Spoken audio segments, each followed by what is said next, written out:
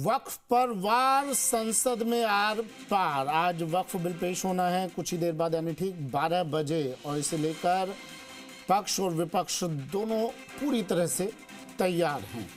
मेरे सहयोगी आशीष हमारे साथ जयपुर से जुड़े हुए हैं, उनके पास भी चलेंगे। बाल मुकुंद आचार्य हवा महल से विधायक हैं, क्या कुछ कह रहे हैं वो सुन लेते पहले।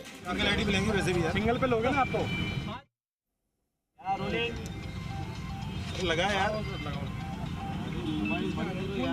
एक ऐतिहासिक निर्णय होने जा रहा है, महाराज जी क्या कहना है इस पर? मैं सर्वप्रथम तो केंद्र सरकार को, एनडीए की सरकार को धन्यवाद देता हूं कि बहुत अच्छी शुरुआत की है। मुस्लिम समाज के हित के लिए ऐतिहासिक ये कदम होगा। जिस प्रकार से 3 तलाक एक अभिशाप था, 3 तलाक की वजह से माताओं बहनों को अनगिनत ताड़नाएं झेलनी पड़ती थी, और 3 तलाक की वजह से माताएं बहनें जो अपने परिवार से उनको अलग कर दिया जाता था और उनके साथ जिस प्रकार का अत्याचार होता था, पापाचार भी होता था, वो एक प्रकार से अपराध की श्रेणी में था। आज वो माताएं आशीर्वाद दे रही है आदरणीय मोदी जी को और केंद्र सरकार को। इसी प्रकार से ये वक्फ बोर्ड का मतलब है कि लैंड जिहाद बोर्ड। लैंड जिहाद इसलिए है, ये सत्यता है, इसमें आप किसी भी समझदार व्यक्ति को अध्ययन करवाएंगे तो ये बिल्कुल तय है कि इसके माध्यम से सिर्फ ज़मीनों का कब्जा करके उनको अपने पर्सनल खुद के बोर्ड के अधिकृत जो लोग बनते हैं अपने उपयोग के लिए काम में लेते हैं। इसका प्रमाण है कि दिल्ली रोड पर वक्फ बोर्ड ने कब्जा किया एक ज़मीन पर, जिस पे 50 साल से जो मुस्लिम समाज के गरीब परिवार रहते थे उनको बेदखल किया और उसको आपस में 500-500 गज के 1000 गज के पट्टे बांट लिए। और गुजरात में इसी प्रकार से वक्फ बोर्ड के नाम पे ज़मीनें बेची गई।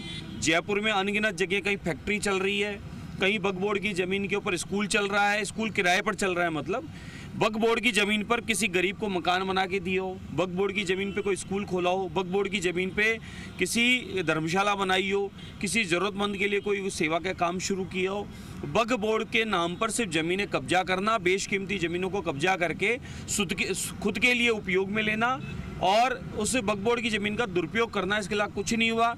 आज संशोधन होता है तो ये मानो मुस्लिम समाज के लिए बहुत हितकारी होगा, मुस्लिम समाज के गरीबों के लिए हितकारी होगा। और मुस्लिम समाज को, जो वक्फ बोर्ड के आम लोगों को, मुस्लिम समाज को दूर रखा जा रहा था, अब तक सिर्फ खाली वक्फ बोर्ड के नाम पर ज़मीनें कब्जा करके गिनती के बोर्ड के मालिक बनकर उस ज़मीनों का अपने उपयोग करते थे। अब वक्फ बोर्ड की ज़मीनों का सर्व समाज, मुस्लिम समाज के लिए ये काम करेगा। ज़मीनों में उनके लिए कोई हितकारी काम होगा और वह ज़मीनें उनके उपयोग में आएगी। इसलिए मैं वक्फ बोर्ड में जो संशोधन हो रहा है मैं पुनः अभी से ही स्वागत करता हूं, और ये मुस्लिम समाज के लिए हितकारी काम हो रहा है। जो लोग बरगला रहे हैं इधर उधर की बातें करके और माहौल ख़राब करना चाहते हैं, वो ये समझ लें, जिस प्रकार से कश्मीर में पत्थरबाजों को और बंदूकबाजों को, बारूद फेंकने वालों को समर्थन करते थे, जिस प्रकार से कश्मीर में अमन चैन शांति नहीं चाहते थे, जिस प्रकार से कश्मीर में विकास और व्यापार नहीं चाहते थे, जिस प्रकार से कश्मीर में कल